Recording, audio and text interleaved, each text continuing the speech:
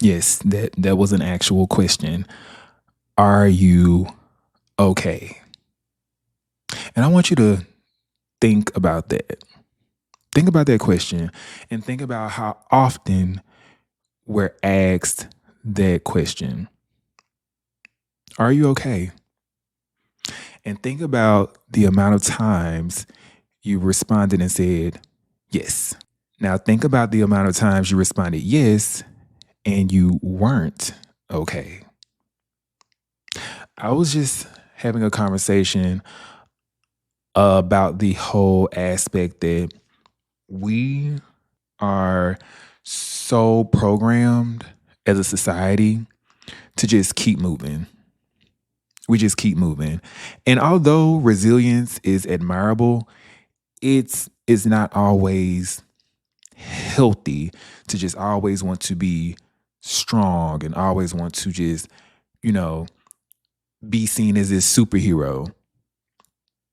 Even superheroes have weaknesses. Even superheroes cry. No one really sees them cry. No one really offers to save them because they just appear to be, perfect. They appear to have no flaws. They appear to have everything together. And I think each of us, we want to be seen as a superhero to everyone in our circle. And the reality is, it's okay if you're not okay. And I think we have to get to that point of accepting that we're not okay. Everything's not okay. And once we find that acceptance within ourselves, there will be so much weight taken off your shoulders. You, the strong friend, the one that rarely gets the call, rarely gets the text message, or rarely gets checked on because you have it all. You appear strong all the time. You, even though you're fighting so many battles, you appear to just have this thick skin despite being probably one of the most sensitive people. It's just it's just a matter of, I hope that whoever is listening to this, my biggest thing that I want you to take away from this is that it's okay if you're not okay. And saying that out loud, it almost makes me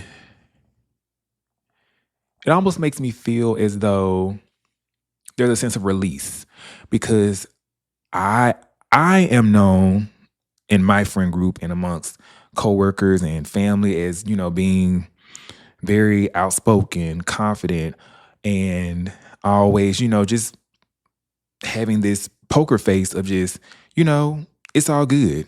I'm good. I'm good. And I've had this tendency to just constantly portray that image and let that be the brand of who William is. Like, William is okay. William is fine. And, you know, that's it. Like, I've just always felt that should be what I portray, what I give, because I've always felt as though the moment I show any sign of weakness, the moment I am vulnerable, that's when someone will step in and either weaponize my vulnerability or, see it as a aspect of weakness. But you know what? And I'm gonna be real with you. I don't give a fuck. I do not give a fuck. I don't give a fuck what people think. I've never given a fuck what people think, but I truly mean that in the sense of, I don't care, and neither should you. And when I say don't care, I don't mean, about your image and being, just being a good person. Of course, do not harm anyone. Be kind, but also be be unapologetically you. you shouldn't have to walk around with this armor all the time. You shouldn't have to walk around and it be yes all the time and it be great. It be just happy, and just move on. Some days it's okay just to let someone know, hey, today is not the day.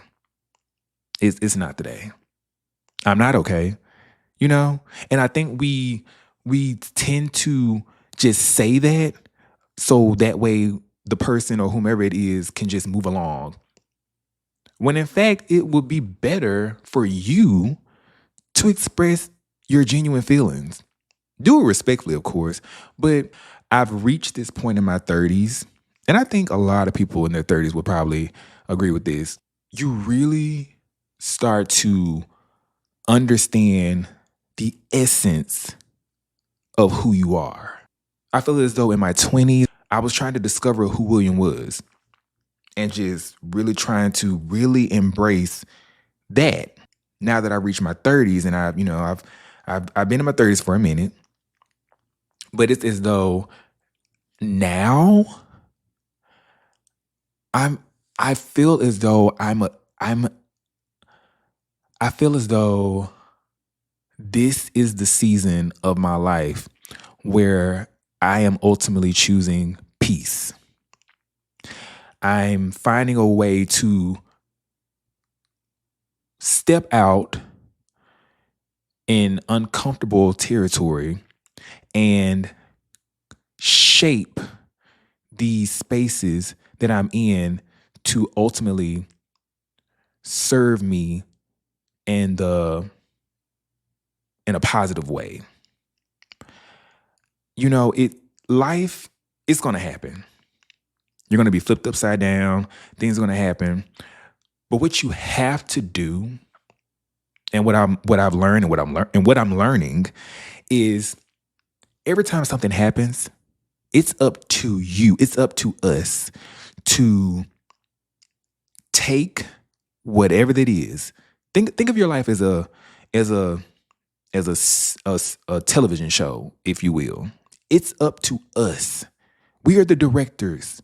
We are the casting director. We are the producer. We run the hat and everything. We run this. You run this. This is your life. This is your episode. This is your pilot. This is whatever you want it to be. Whatever you want it to, whatever it is, however you want to look at it. You take that paper and you write it out. Now, will it ever be the way you want it to be? No. But the way we react to the uncomfortable, the way we react to, chaos, and the way we choose to react to, inconveniences, that's up to us. Everything else is uncontrollable. However, what we can control is our reaction, how we choose to change the narrative. If you're in a bad spot in your life, it's up to you. It's up to you to get out of that hole. It's up to you to push yourself. No one else can do it. No one else can do it but you. You have to be the one to take everything into your hands. Do it. You have the ability to write it out. Things will happen, but like I said, you have to be the deciding factor on where do we go from here. If it's not working, change it. And I know that sounds cliche and I know it's easier said than done, but we have to take initiative. I'm learning more and more every day that despite any inconvenience that tries to come to my life, I'm the one that can ultimately decide if whatever is happening continues to, disrupt my peace, or I can change things around. I get to choose how I can flip it. I'm going to continue to choose peace and happiness. I'm still learning. I'm not perfect. I don't aspire to be. And I think the more we just accept that we can really take everything into our own hands and, manipulate how it all goes.